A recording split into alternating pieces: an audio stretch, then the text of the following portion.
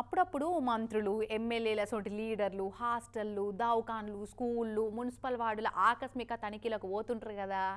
ఒక్కసారి తనిఖీకి పోయిర్రంటే మళ్ళీ 6 నెలల దాకా అటుకెళ్ళి మోకం తిప్పి కూడా చూడరు.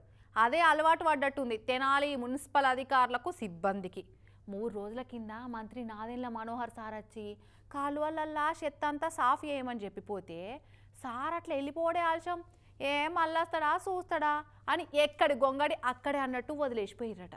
కానీ వాళ్ళు అనుకున్నట్టు కాకుండా 2 రోజులకే మళ్ళొచ్చి ఎట్లా ఇచ్చి పడేసిండో చూడు అక్కడ అధికారులకు.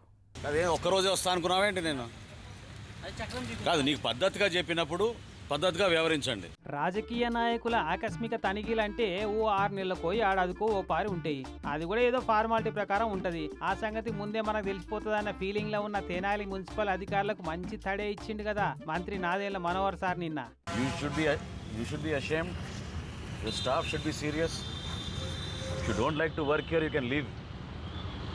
ఓకేనా? అంత సీరియస్ గా చెప్తుంటే గడియారంలో లోలకం లెక్క గట్లు ఊపుతుండే తలకాయకి సారు. ఇంతకు మనోహర్ సార్ ఎందుకింత ఫైర్ అవుతుండు? అసలు వీళ్ళు ఎవరు ఏం కథ అంటే వీళ్ళంతా సారుల సొంత నియోజకవర్గం తెనాలి మున్సిపాలిటీల అధికారులు. ఊరిని బాగా చేసే ముంగట ఇంటిని బాగా చేసుకోవాలన్నట్టు సొంత నియోజకవర్గంలో శుచి శుభ్రత ఉండాలని ఒక మోడల్ సిటీగా తయారు చేయాలని రాష్ట్ర కేంద్ర సర్కార్ల పైసలన్నీ ఖర్చు పెట్టి తెనాలిలో ఉన్న 3 కాలువల నిండిన చెత్తను సాఫ్ చేపించే పని మొదలుపెట్టిండు మొన్న 3 రోజుల కింద వచ్చి. ఎట్లా చేయాలో ఏం చేయాలో మొత్తం దగ్గరుండి చెప్పి సలహాలు సూచనలు ఇచ్చి చూపెట్టి వెళ్ళిపోయిండా సార్. అట్లా కారెక్కి వెళ్ళిపోయిండో లేదో అప్పటిదాకా ఉరుకులాడి పనులు చేపించిన అధికారులు సార్ మళ్ళీ వచ్చినప్పుడు చూద్దామైతే అయినా ఇప్పట్లో వస్తాడా చూస్తాడా అని ఎక్కడ చెత్త అక్కడనే పెట్టిరట. కానీ వాళ్ళ అంచనాలను కింద మీద చేసి మళ్ళీ నిన్న రానే వచ్చిండు. కనపడొద్దు, కనపడితే నాకు అనవసరంగా నేను మళ్ళీ అనవసరంగా నేను మాట్లాడతాను. దయచేసి కొంచెం దూరం ఉండండి. మీరందరూ నా పని చేయించుకుంటారు. చేయబాకండి మీరందరూ మున్సిపాలిటీ వాళ్ళు అసలు డ్యూటీకి రాబాకండి. మీరు సోకాల్డ్ ఆఫీసర్స్ ఎవరుతున్నారో మీరు డ్యూటీకి రాబాకండి. పిలిపించండి మొత్తం ట్రాక్టర్లు జేసీబీలు ఏమైనా పిలిపించండి. వర్కర్లు ఎక్కడ ఉన్నారు? ఇక్కడ కావాలి నాకు రైట్ నౌ. మున్సిపాలిటీ వాళ్ళ పనితీరు చూడనే చూసిండు. ఇక మంత్రిని నేను చెప్పినా నా మాట అయినరా మీరు అని గందుకే ఇట్లా ఫైర్ అవుతుండ అన్నట్టు.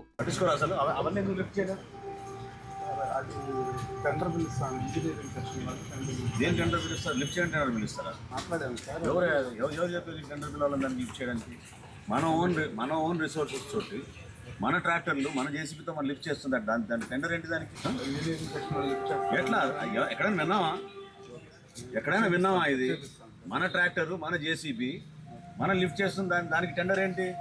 చెత్తని తిప్పిత్తందుకు టెండర్లు పిలుద్దామని చూస్తున్నట్టు ఈ సారు.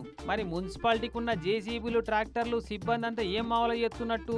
టెండర్ లేనిదయ్యా ఇదెక్కడి పద్ధతి? నేనైతే ఎన్నడూ చూడలే. చల్ మనోళ్ళతో చెప్పి అని చెప్పేసిండు. మన ట్రాక్టర్ మన జేసీబీ మనం లిఫ్ట్ చేస్తుంది. దానికి టెండర్ ఏంటి? మధ్యాహ్నం కాదు, ఇప్పుడు కావాలి నాకు. ఇక్కడే కూర్చుంటాను. వారం రోజుల్లో తెనాలి తూర్పు కాలువ పనులు పూర్తి కావాలి. జూలై 1 నాటికి ఇంకో 2 కాలువలతో పాటు తెనాలి సిటీ అంతా తేటగా కావాలని చెప్పి స్ట్రిక్ట్ గా ఆర్డర్ వేసిండు. మరి ఈసారన్న సారు మాట పాటిస్తారో పట్టి పర్వాలేనట్టు ఊకుంటారో చూడాలి. అదే ఒక్కరోజే వస్తా అనుకున్నావేంటి? నేను కాదు, నీకు పద్ధతిగా చెప్పినప్పుడు పద్ధతిగా వ్యవహరించండి. అవునా?